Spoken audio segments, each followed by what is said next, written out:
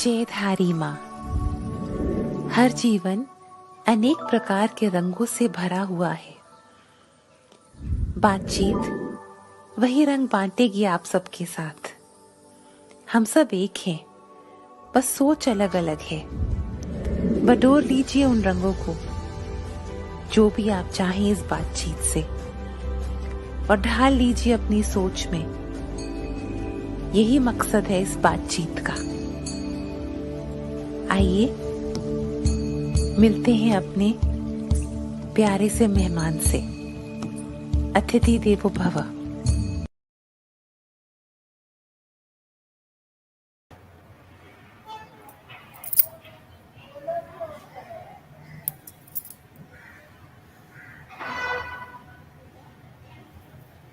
Waiting for ma'am to join.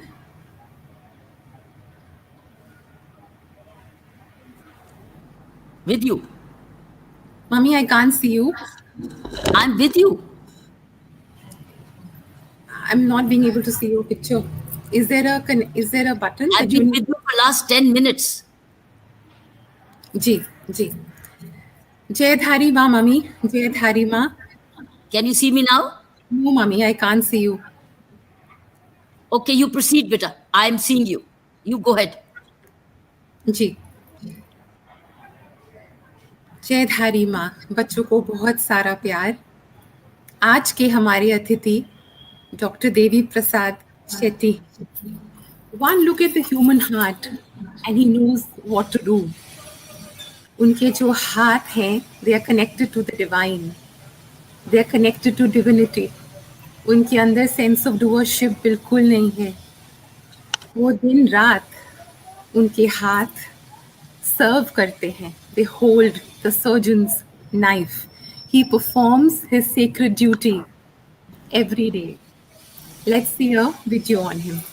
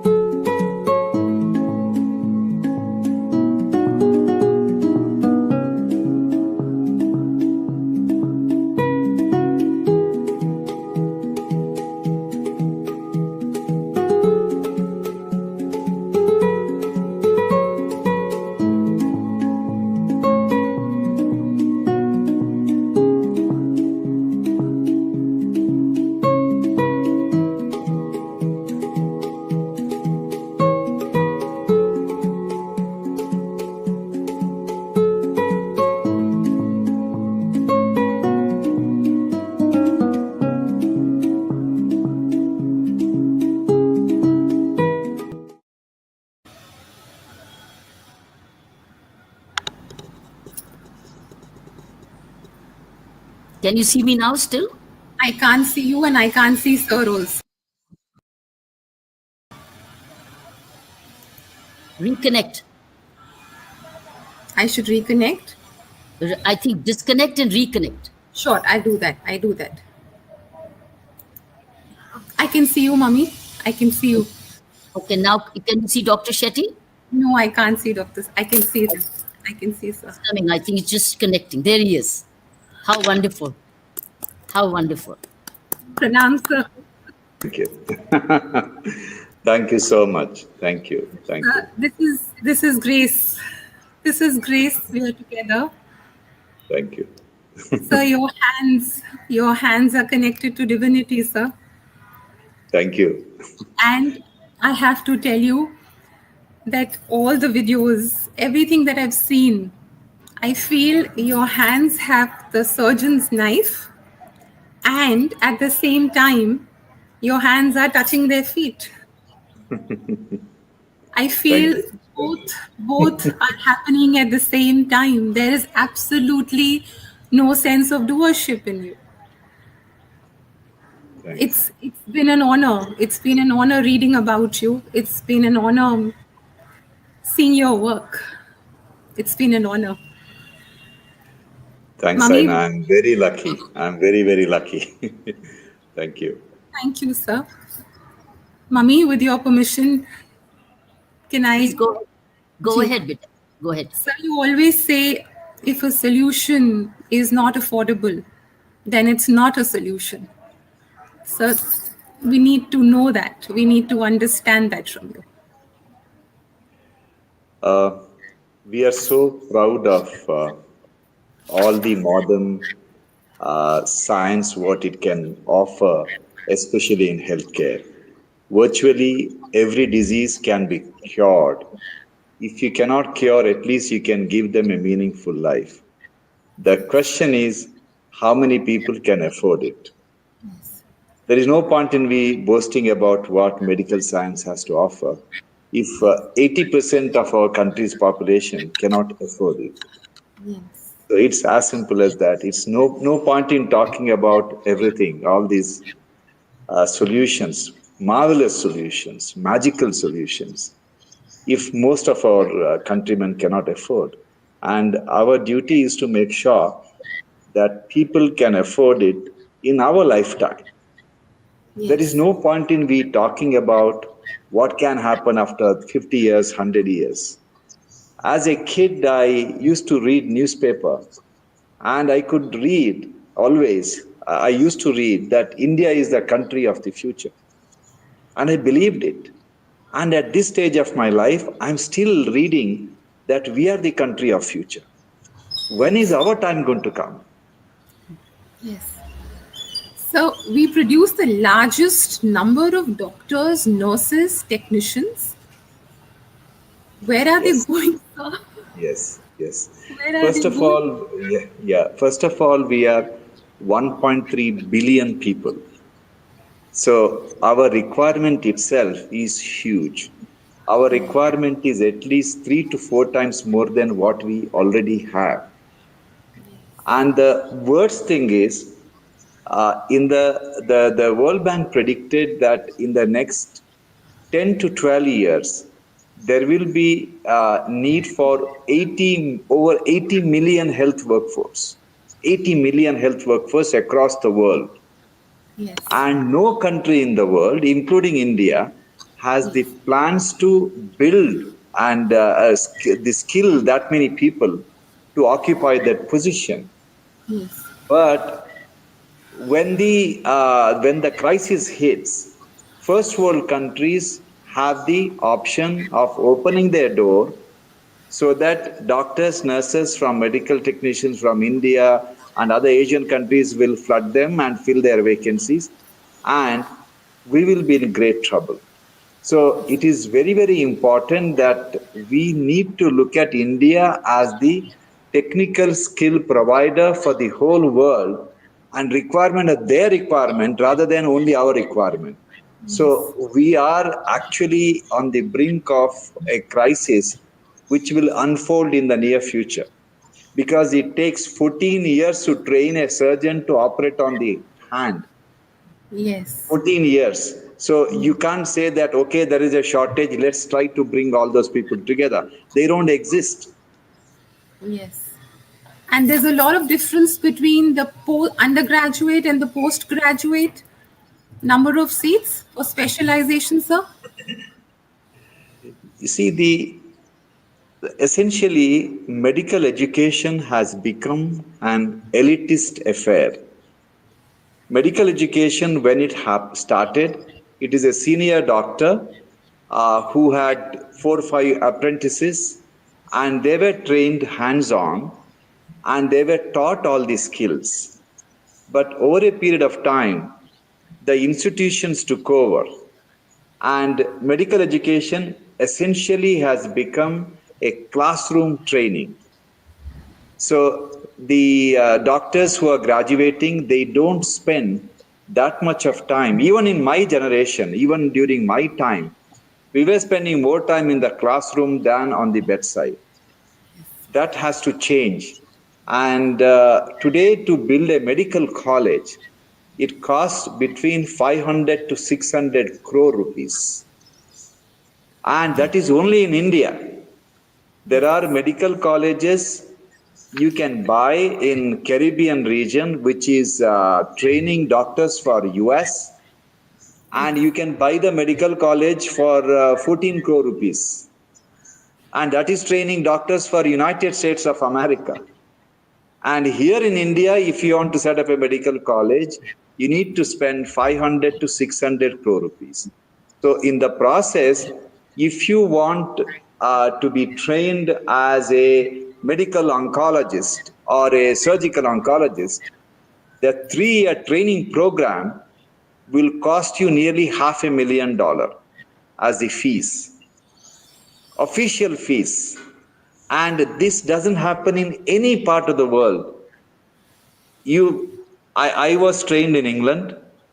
Over there, you're a doctor, you're a graduate, you're working in the hospital, and they paid my salary, they paid my house rent, they paid even money to take care of my children, and they gave me the training. So this is the way across the world medical education happens. It is apprenticeship. Whereas we converted it like a different kind of a concept where you need 20 acres of land, you need 6 lakh, 7 lakh square foot building, you need an auditorium, centrally air-conditioned auditorium which can house 600, 800 people. Are you conducting a marriage in a medical college? Why do you need all this? But this is a requirement. So in the process, children from poor families cannot afford to become a doctor. And this is going to be a disaster for our country, because outstanding doctors across the world with the magic in their finger generally come from deprived background, because these are the children with the fire in the belly who have a dream to change the world, and they are willing to work 16, 18 hours a day. Otherwise, you can't become a skilled surgeon. Whereas these children have stopped dreaming of becoming doctors. This is a very, very, very serious problem facing our country. So while we need a lot of planning, we need a lot of passion and compassion, as you always put it. For a doctor, the driving force has to be compassion. And we need to take care of our doctors. We need to take care of our caregiving team, caregiving staff. So you run a program called Udan. Can you tell us about it, sir? This happened when I dreamt of it when I was working in Calcutta. The children, the aspiration to become a doctor happens when the kids are in 8th standard, 9th standard. And at that time, the kid one day will run to the father and say, "Dad, I want to become a doctor." And father is struggling to feed his children. And the moment the kid says he or she wants to become a doctor, first thing he will say is, "I can never make you a doctor." So if the father says that I can't make you a doctor, children don't know anybody else who can help them. So we thought if we have a program wherein children from poor families are given a stipend of 500 rupees every month, and they are mentored by organization like ours. We have many hospitals in West Calcutta. The children can identify with us, and we interact with them. And by giving them 500 rupees, we hope the parents don't drag them out of the field, school to work in the field. So this is this is the way we started, and it became very, very successful. We have doctors now who were groomed in this program from their the school days.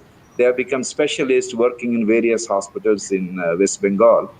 And there are kids who were selling trinkets in the train, and today they have become specialists. Yes. So these are very inexpensive intervention. It doesn't cost you a lot of money to do this. Yeah. So Narayana Hrudalay hospitals, they are your heart, they're your life. They work on the idea of economies of scale to bring down the cost of healthcare. So please take us through that. I think around 21 years ago, we started our first hospital in Calcutta, then in Bangalore, with the idea that anyone who needs major intervention on the heart should be in a position to have it. That is the whole idea, because I'm a heart surgeon, so my sphere was around only the heart. This is how we started our journey. But by the grace of God, the project became very successful. A lot of people joined hands, people like Kiran Mazumdar-Shaw and many other people. And it became very successful. Then we started oncology services. We started building hospitals in multiple locations. Also, we came up with various innovative means of helping people. Generally, what we noticed is, you see, I keep myself repeating a very interesting quotation. Maybe it may not be a quotation. The typical day in my life as a doctor, I see 60 to 80, 100 patients every day, and at least half of them are children. And they are rich people do not produce babies. It's the poor people who produce babies. And these kids, with a heart problem, the mother is sitting in front of me with a little baby on the mother's lap, and I examine the kid and I tell the mother that, look, your baby has a hole in the heart, and she requires an open heart surgery. She has only one question, and that question is how much it is going to cost. And if I tell the mother that it is going to cost you, say, 60,000 or 80,000 rupees, which she doesn't have, that is the price tag on the kid's life. Because if I say that, okay, you don't have 80,000 rupees, I cannot do the operation, it is essentially like me signing the death warrant for the kid. He's going to die. It is a very, this is, if the society has given the privilege of putting a price tag on human life to people like us, officially, legally, there is something wrong with the way we have structured the society. The way I look at it, is the greatest human right violation. It need not be like this. All we need is some way of structured financing, like what we eventually came up with the large number of people contributing, and the society coming together. It's not difficult. You see, the whole idea is that there is when my little daughter was a little kid, She was very good in jigsaw puzzle. And she used to solve a lot of jigsaw puzzles very easily. And one day when I was entering the house, I saw the little one sitting in the center with all the jigsaw puzzle pieces everywhere. And I looked at it and I said, told her, honey, you can't do it, I told her. She looked at me and said, Dad, I can do it. I said, how are you going to do it? And she said, Daddy, all the pieces are there.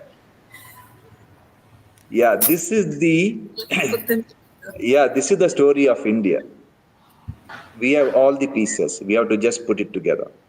And this is what we are trying to do in Narayana Health, what we started building. Yeah. Yes. Mommy, I'm just going to take a minute. I have so much to ask, sir.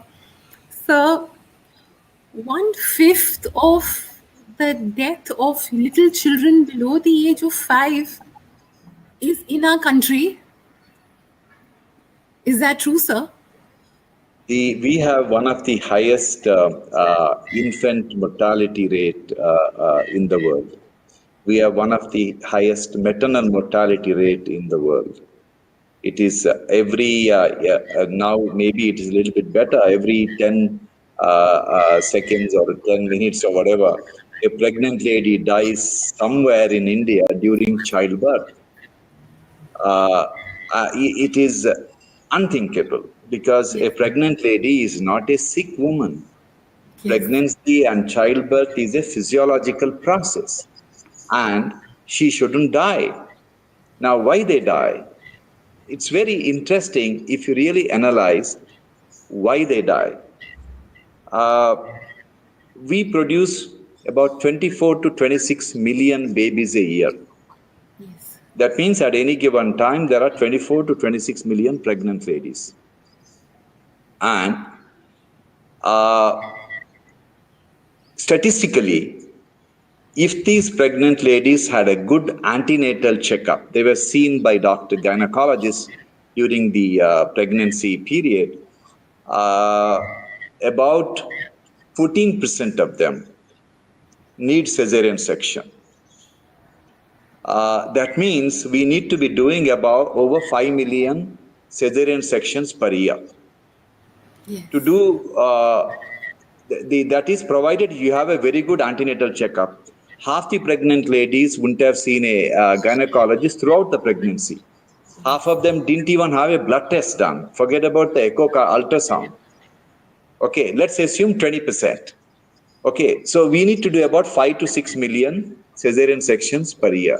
To do that, we need at least 2 to 3 lakh gynecologists, 2 to 3 lakh anesthetists, and at least 50,000 radiologists do the ultrasound and all these specialists. We have less than 40,000 gynecologists. Half of them do not practice obstetrics, and most of them live in cities. 60% of the children are born in villages, right? Then how will you expect? You see, we always debate about less money is spent on healthcare, right? I agree, we are not spending enough. But today, if you double the budgetary allocation for healthcare, indicator of healthcare will not change because you need certified, skilled people. I am trained to do heart operation. If I do a cesarean section, I will lose my license because I am not certified to do that. Now, that certified people are very, very few. So, unless we change the structure of medical education, certification, today, nobody even knows how many doctors are practicing in India. Every time in the parliament, the debate happens, the data what is presented from the Medical Council of India is that we have over 11 lakh doctors.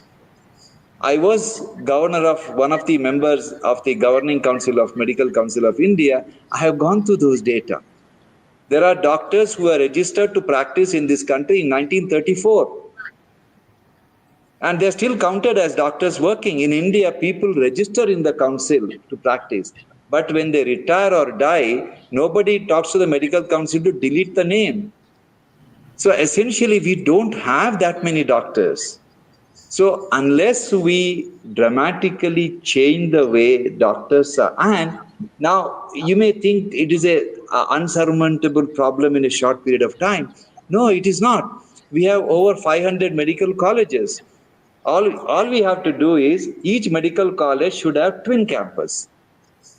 That is the one campus wherever they have, because they have 20 acres of land, and in that they can educate another 100 doctors for preclinical, not the hospital, preclinical, and then you attach this medical college to one district hospital, and they will work in the district hospital during their training program.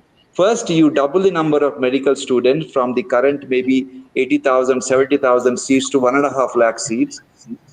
Yes. And make sure that all those seats are given on merit, controlled by the government, so children from poor families join. And when these kids go in the district hospital and start working, quality of service offered in the district hospital will dramatically change, because these kids want to learn. So essentially, just by changing the regulation, we can come up with wonderful solutions.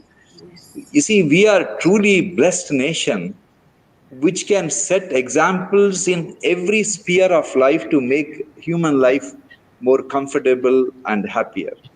Yes. It's a very blessed vision, sir. The seeds have been sown by you. They are being sown by you all the time. Mummy, over to you, please. Mummy? Dr. Shetty, what an honor directly seeing you and connecting with you. Been reading so much about you, hearing your work. You are an angel in a white coat. To my mind, you're an angel in a white coat. And I, first of all, want to begin with an invite to you on behalf of the Puducherry administration, if you can address the entire medical fraternity in Puducherry. And as you know, we got medical colleges, we got thousands of medical students, we got nursing college. May I come back to you? Can we get back to you for a suitable date and time where you could address the medical community and the administration, health administration of Puducherry? It's my privilege, madam. First of all, I would like to tell you that I am a great fan of yours, and we are really, really proud of what you have done to this country. Thank you very much. It's my privilege. Anytime you ask me to address them, it's my privilege. I will be there. Thank you. The medical community of Puducherry would be delighted to hear. I'm sure many of them are hearing you, because we sent out an invitation, an open invitation for them to see their hero, the angel in a white coat, Doctor. Thank you. Doctor, as an administrator, I'm seeing a major change in the way the government of India is at the moment dealing with health issues, like particularly the Modi Care, which we can call it, which is called the Ayushman Bharat, also the Aarogya schemes, and the digitization. It's all in the process. I think we will see a good change in the coming 2-3 years, but I think not even 3 years. You might see a very major change. But I would say two things right now. First of all, I'd like to say half of the Puducherry population is now covered by Ayushman Bharat scheme. They have per family 5 lakhs per family, 5 lakhs per year. They can go and get themselves treated in any medical care, and the bills will be directly paid by the Puducherry administration. This is a national scheme, as you may be aware. I thought here's an opportunity for me to say that a beginning has been made, but it's a long way to go. Similarly, digitization of medical records, digitization of doctors is also part of it. However, I'm not at that, but only to say that half of the Puducherry population of the BPL is all covered by the Ayushman Bharat scheme, which is 5 lakhs per family per year. And they don't have to go to any medical institution, depends on how expensive they are or how low cost they are. Now that's depend where they get admitted. But also two things. As you know, I'm touched by the fact that the poor are not able to get entry into the medical colleges. As you know, the entry route, Saina, is NEET examination now. It's a NEET examination. Now, NEET does not differentiate between the rich and the poor. it is only by merit. It's a first, may I suggest, opening of good, like we have IAS, IPS, All India Civil Services career counting. How about considering starting NEET programs exclusively for the desirous, passionate, missionary-oriented poor? In fact, a scheme has been introduced for the poorer schools, the government schools particularly. I think this is one way of making more and more poor. They will enter by NEET, and with the kind of scholarships now being offered to medical colleges for the backward, for the scheduled caste. In fact, we are paying a major budget of our medical budget is going for the economically backward classes, the scheduled castes and scheduled tribes. So it's a very large percentage of the people coming from economically deprived sections of society whose fees are being paid by the governments, not government of Puducherry alone. But I would say, how about helping the poor come by merit through NEET? This is my major question, Dr. Shetty. Sure. First of all, madam, I was involved with the medical education for the last 25 years, and I almost lost hope that nothing is going to happen until around 5 years ago. Our government decided to abolish the Medical Council of India and form the National Medical Commission with very good people, with a progressive mindset, and the few steps what they have taken will dramatically change the way healthcare is delivered across the country, not after 5 years or 10 years, in less than 1.5 years, less than 2 years. Because now, virtually any district hospital, taluka hospital with over 100 beds can become a postgraduate institution to train a medical specialist in all the broad specialties like gynecology, pediatrics, radiology. These are the desperately needed specialties. And also the government strategy of Ayushman Bharat, it is going to be it will have a massive impact, nearly covering half the population, and we treat all those patients from the all walks of life. But all I am trying to say is that the seed has been sown, but for us to harvest all the policy changes, every citizen of the country, every the privileged person, every privileged people like us, we all have to really look at what we can do. Like you asked a simple question about how do we bring more poor children to the medical college. There is NEET, and it is run in a very honest and very transparent manner. Children from poor families have option today to become doctors. There is no doubt. The issue is how many of them are able to compete with the children from affluent families with all this competition. So essentially what is important is the biggest problem is shortage. We have to address the shortage by creating more medical college. Many more policy changes has to happen. And also what you have just mentioned about how do we bring children from poor families. Simple thing like a scholarship program for children who are studying in 10th standard, 11th standard, 12th standard. Because unless they get special coaching to pass the NEET, they won't be able to pass this exam. Because I remember these entrance exams were a nightmare even during my days. I was a very passionate student, but I wasn't the topper in the school. And without coaching, without proper hand-holding, I would have never got into the medical college. When I went to England, I needed to pass an entrance exam called PLAB. And my brother insisted that I attend the coaching classes. And I thought, I don't need it. I may be able to pass. He said, there is no way you will pass. So essentially, these things are very important. And privileged society has to look at how do we get these children from poor families to prepare themselves to pass the exam. If we can do that, it's a great service. The vehicle is already there. We have to bring the kids and put them inside the vehicle.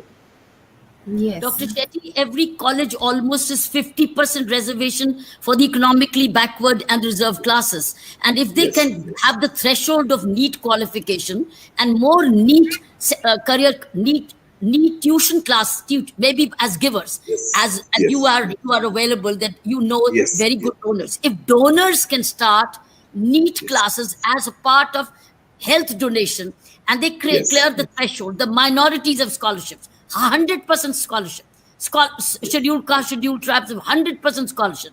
Today, there's even a reservation for the economic backward. So that means 50% of all seats in medical colleges are actually for NEET qualified economically backward classes, which means Yes. if we can encourage children coming from the, let's say, government schools, or those schools from the which are where more economically backward come, but there are coaching classes. Again, they don't pay fees for the NEET. I think it will go a Yes. long way in meeting. I understand shortage of medical colleges, but here Yes. is now 50% is reserved for the Yes. economically backward. They have to Yes. now Yes. grasp this opportunity and come, because Yes. their fees is also paid. They're all into scholarships. I think the message Exactly. has to be understood. They've got to understand opportunities available. They have to qualify for it now. They have to study Yes. for it. Yes. Yes. This is true. Yes. The on the whole, things are now dramatically different than what it used to be just few years ago. That's true. I'm hopeful. I'm eternally optimistic person. Thank you. Thanks. Thank you. Yes. Good. So, moving forward, how are we using technology, sir? A few words about telemedicine, sir? Okay. Uh, First of all, uh, if you if I ask you to become supposing I have the privilege of nominating you as the health minister of the country with all the rights and privileges, and if there is, you are allowed to do one thing, what is that one thing you will do to change the way healthcare is delivered in India? That one thing is remove the pen and paper from the hands of doctors, nurses, and medical technicians and give them a smart digital tool which can be operated in their mobile phone. If you do that, mortality in the hospital will come down significantly, and cost of delivering healthcare will come down significantly, and access to healthcare will dramatically increase significantly. I'll tell you how it happens. First thing is hospitals are not safe for the patients. People think hospitals are safe. Let's look at American hospitals, which are one of some of the safest hospitals on the planet. If 200 patients get admitted to an American hospital and spend just one night, 1 in 200 dies due to medical error. Not medical negligence, medical error. Getting admitted to an American hospital is 10 times riskier than skydiving. This is what the data shows. Now, why the medical error happens? Because all the treatment strategy is based on the protocol. Protocol is written on a paper, and if the paper is the means of delivering healthcare, physically I need to be in front of the patient. How many doctors work only between 9 to 5? They work 8 to 9 hours a day. 16 hours in a day in the hospital, patient is not taken care by senior doctors because they are not there even when they are there, they are not sitting on the bedside. Today, in my mobile phone, I can show you, like every day in the morning, I get up in the morning and I get up at 4:30. First thing I do is to do the rounds. We have a tool called Adi, and it's like a WhatsApp. Like, these are my patients. I can do the rounds in the ICU at 4:30 in the morning and give the instruction before I enter the hospital. I know how exactly my patients are, and if I want to see the X-ray, I can see the X-ray. If I want to see the X-ray is here, right? If I want to see the ECG, I can see the ECG. Everything is here. So essentially, we can dramatically change the way healthcare is delivered by building these smart tools. Now, these smart tools are developed in US and Europe. But you know how much it costs? It costs billions of dollars. And in India, we have extremely smart software engineers who can build anything you want at a tiny, tiny fraction of what it costs there. And this is exactly what we have done.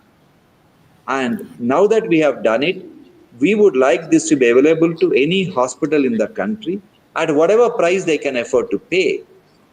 Because this is the beauty of converting atoms into bytes.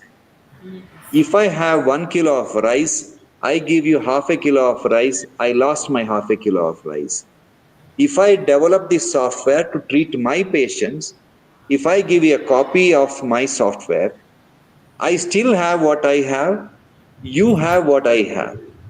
So this is a great period in the human in the societal development where we are sitting. By digitizing, we can make massive changes. I'll just give you one story. Every year, a 75-year-old lady from West Bengal, I operated on her nearly 30 years ago. Every year, she religiously makes plan to come to Bangalore to see me for 10 minutes. I do all the ECG, echo, everything, and I say everything is fine. She is happy. She goes back. 6 months ago, when we started telemedicine during COVID period, and I could see her, and she got connected, and she was sitting in her bedroom, and she saw me on a mobile phone, and I started talking to her in Bengali. That's the language I speak to my Bengali patients. She started crying. She broke down. She said, "Look, I spent my whole year planning my trip to Bangalore. Now I'm sitting in my house, and you're sitting in front of me asking me how I'm doing." This is the beauty of technology. It's an amazing tool. This is going to dramatically change the way healthcare is delivered. And I'm so happy our government is putting all its might in making it a reality. Yes. You'll be surprised, 2 years ago, a judge in one of the northeastern hill states gave a verdict that the doctor has to give the prescription on a digital platform, not on a piece of paper. 2 years ago. So it is a reality. If there is one country which will dissociate healthcare from affluence and show to the world that the wealth of the nation has nothing to do with the quality of healthcare people can enjoy, that is going to be our country. And it is not going to take 20 years, 30 years. Believe me, it is going to happen in the next 5 to 10 years.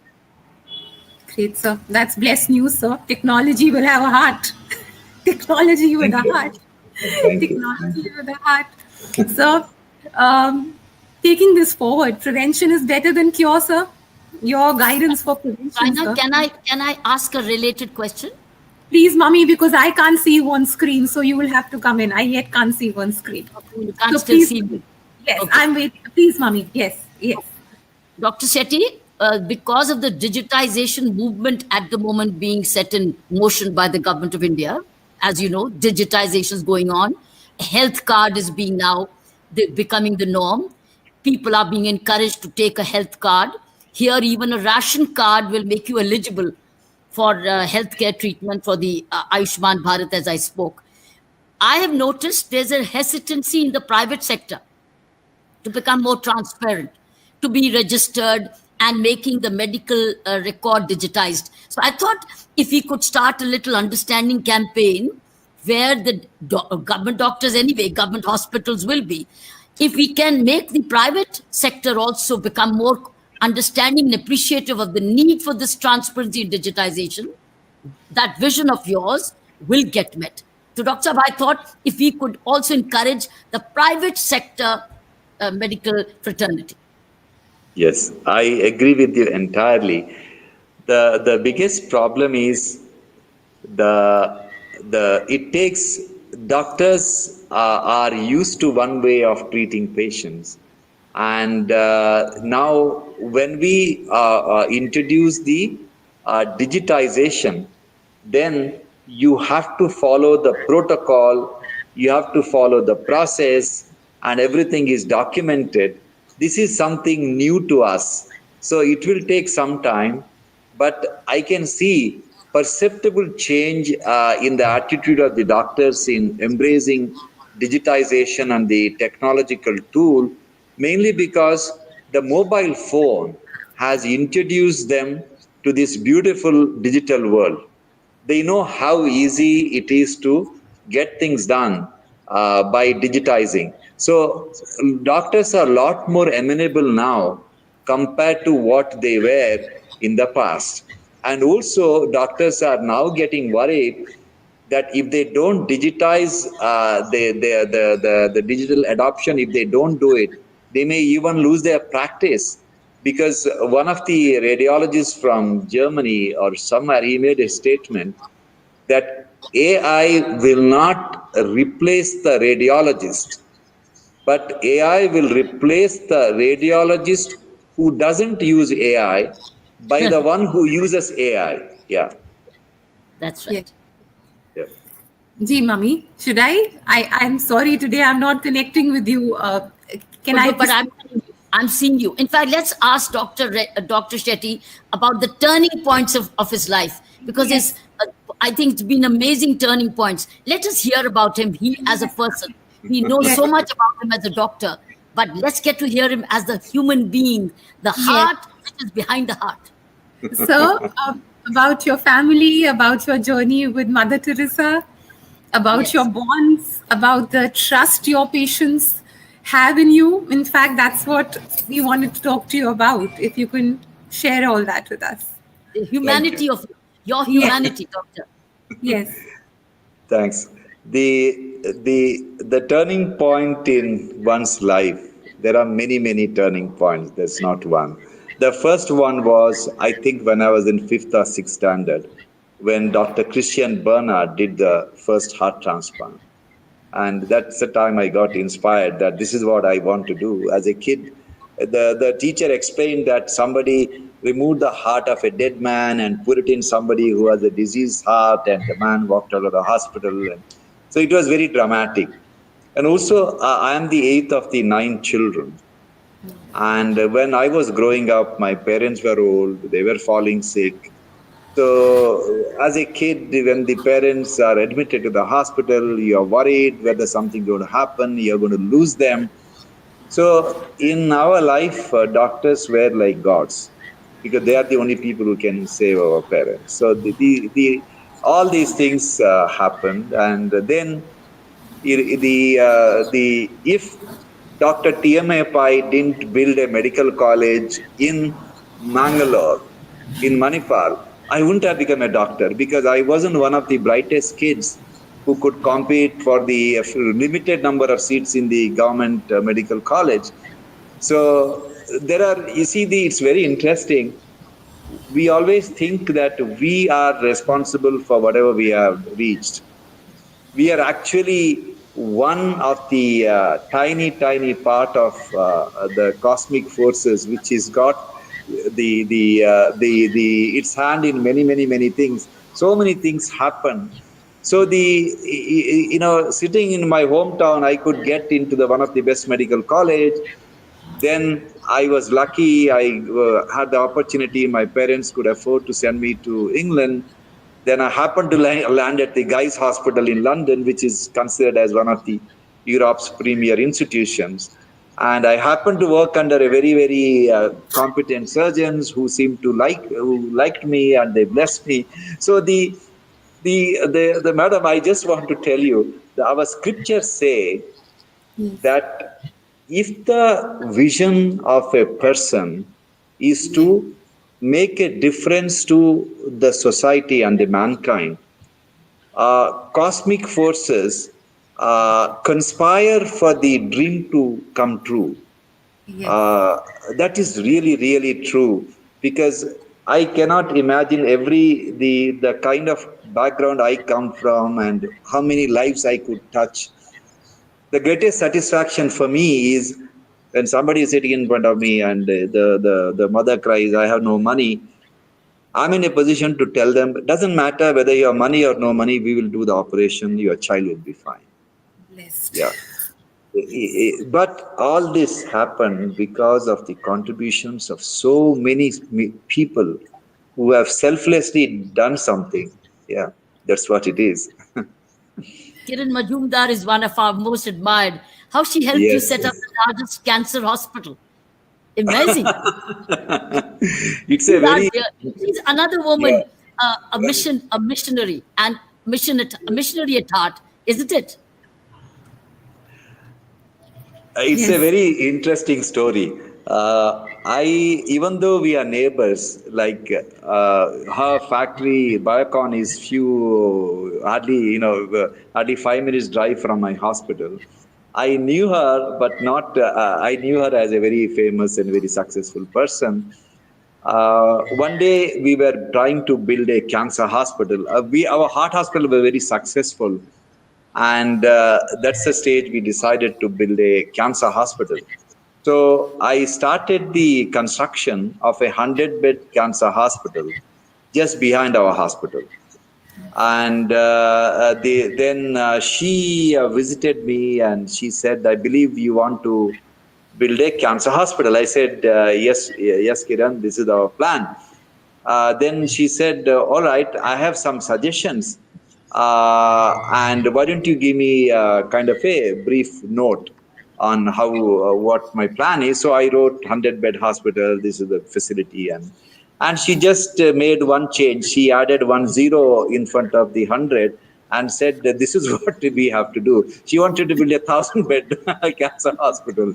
So I told her, look, I can't afford to build that big hospital, and there is no way I can even dream of doing it. He said, just don't worry, we will make it happen. Yes. Wow. And Yes. that's what happened. And then you see, the what I learned from Kiran is that thinking big and dreaming big. Yes. Yes. She has a very simple approach, saying that the effort of doing a small thing and a very big thing is the same. So you may as well try to do all the big things. Yeah. Absolutely. Very nice. It's Excellent. great, sir. Where there's a will, there's a way, sir. Sir, I'm Yes. very Yes. keen to know. I'm very keen to know what goes on in your mind when you enter the operation theater. Do we really know the human body yet, or is it yet a mystery, sir? And what goes on in your mind when you see human life there, and you operated on a 9-day old child? You're the first Indian doctor to do so. What goes on in your mind, sir? First of all, irrespective of how much we evolve, how smart we become, how much technology we have access to, we will never be able to understand the human body and the human mind. We will never be able to understand. That will, if there is one thing which will forever and ever will remain mystery, is the human body. It is unbelievable how God created the human body, and we will never be able to understand. But as a doctor, I must have the humility to accept that I'm only a instrument in the hands of God, trying to heal in whatever way it's possible to heal. If I ever say that I'm responsible for saving your life, or I can save your life, I am telling you that doctor is kidding, and he knows himself it is not true. Because I'll just give you my experience. Yes, sir. Please. We operate on large number of patients, and patients who are extremely sick. I do a kind of operation called pulmonary endarterectomy. These are very delicate operations done in very few centers where the mortality is high, complications high. So there are patients who have absolutely no chance of survival. they're virtually on the few yards away from the grave.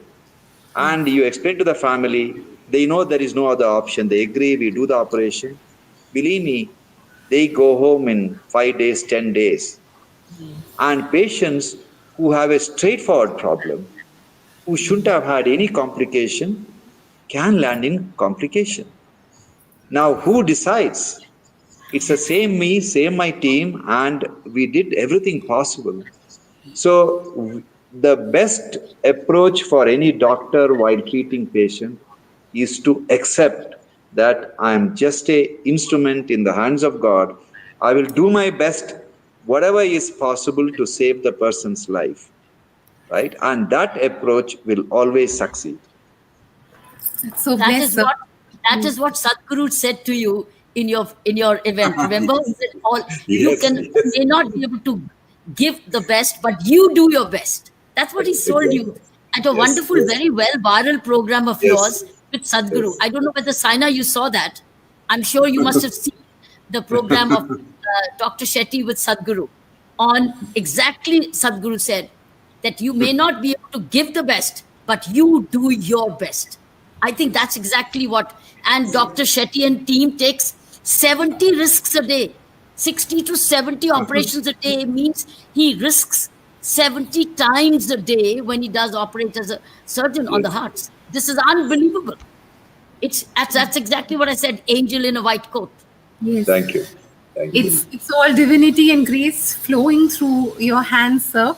Sir, Thank we you. have two little videos for you. One is Heart Space, which is completely your heart.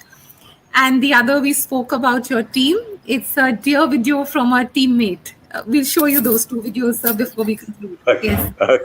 Anup ji, पहले Heart Space चला दीजिए.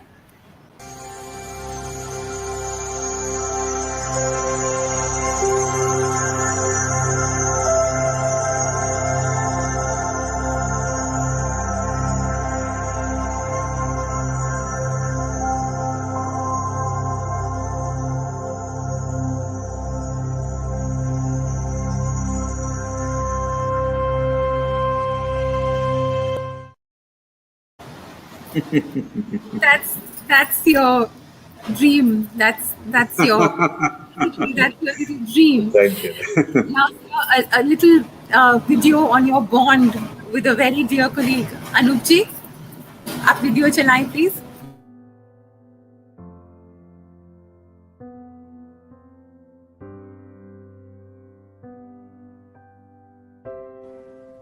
I am Dr. Prabhakar Hegde.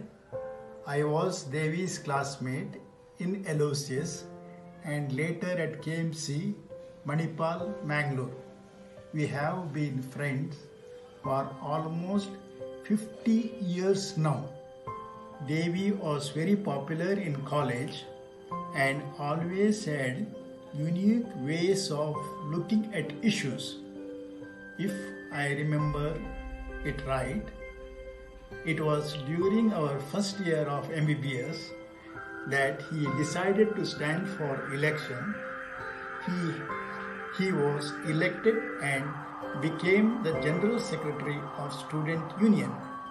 He was an excellent sports person and was trained in karate. I remember this one time he participated in boxing competition with just 2 days of training. At that time, there were very few good and affordable hospitals. Care was not very easily available. While doing his post-graduation, he once told me that he wanted to set up a world-class hospital that was affordable to everyone irrespective of their class status. I have known Devi as a very hard-working, focused and determined person. He was and continues to be my good friend.